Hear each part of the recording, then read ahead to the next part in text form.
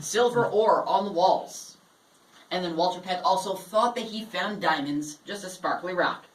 I will tell you what Walter really did find down here in just a few moments. Before then, we have to go through the first of the man-made tunnels. Because it's a tunnel and all, watch your head on the lower ceiling, elbows on the close walls. The concrete stairs going up will vary in height. Please watch your step.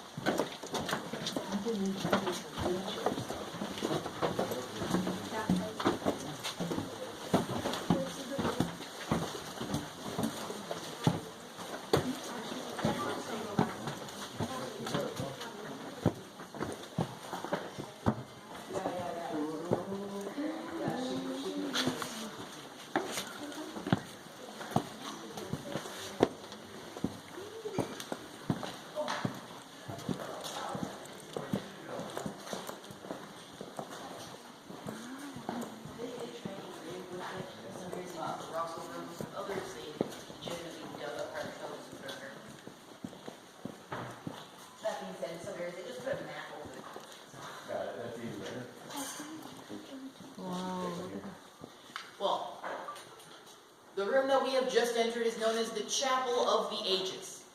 Called this for two different reasons. The first being this cathedral-like shaped room has to it, which is natural. Second being, well, we've had somewhere around 12 weddings down there. Well, this is known as a dry cavern, but at one point it was a wet cavern somewhere around 65 million years ago. At that point, this was a few thousand feet lower in our water tables. Since then, we've been pushed up and out of the water, making this now a dry cavern. Because this cavern is now up above the water, it is completely bone dry and nothing can survive down here past 3 days. So, all those corn claim, you're not going to find any bats, bugs, snakes, spiders, scorpions, mice, no creepers or crawlers of the sort, just a couple other humans every now and then. Now, if you take a look at the ceilings, walls, and floors, you'll find a couple of formations. These are the only formations the cavern is ever going to have, basically because it's so dry nothing can form anymore. And that's pretty much one of the reasons why the cavern is known as a dry, dead cavern. No, for the most part.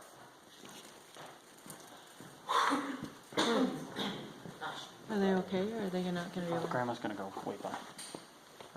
Yeah, they're going to wait by the elevator? Yeah. Oh. They're not going to, yeah, they're going to go back and wait by the elevator. Alright. It's going to be too much. They're They're,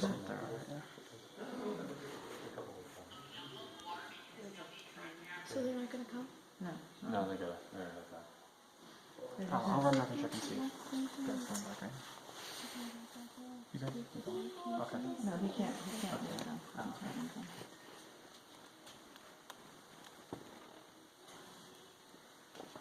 quiet down here. What are the acoustics like? Dead. There is random music playing in the background. Yeah, what? Why would the acoustics be dead? Lots of air?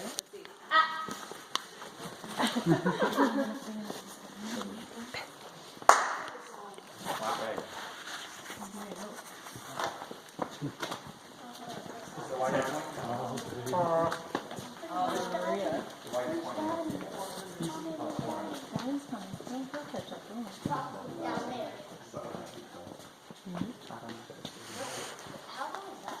Well, the random hole you see off to the 7th trail, this is where Walter Peck did try to mine.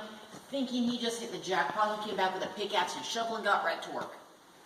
He's thinking he's far enough at about 25 feet in. He then took a core sample at the bottom and sent that to be analyzed 100 miles south of here in Prescott, Arizona.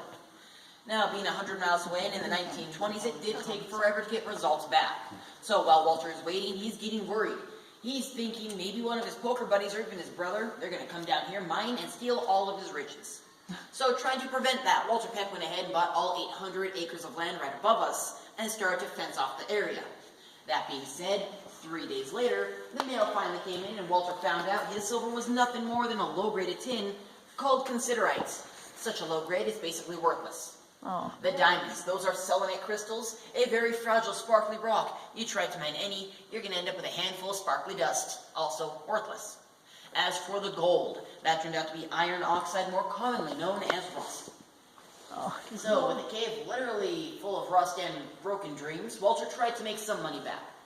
He opened cavern tours. For 25 cents, he would tie a rope around your waist, giving you a handful of matches and a kerosene lantern. And then he would push you down the hole. While you were down here, you could do whatever you wanted. Had to keep two things in mind. First, your lantern didn't have that much kerosene in it. And second, if you're here for too long, Walter would not hesitate to leave you here all night long, by yourself. That began to happen so often that the locals called the invention dope on a rope. Oh. Oh, that's Okay. That's coming. No, we're coming.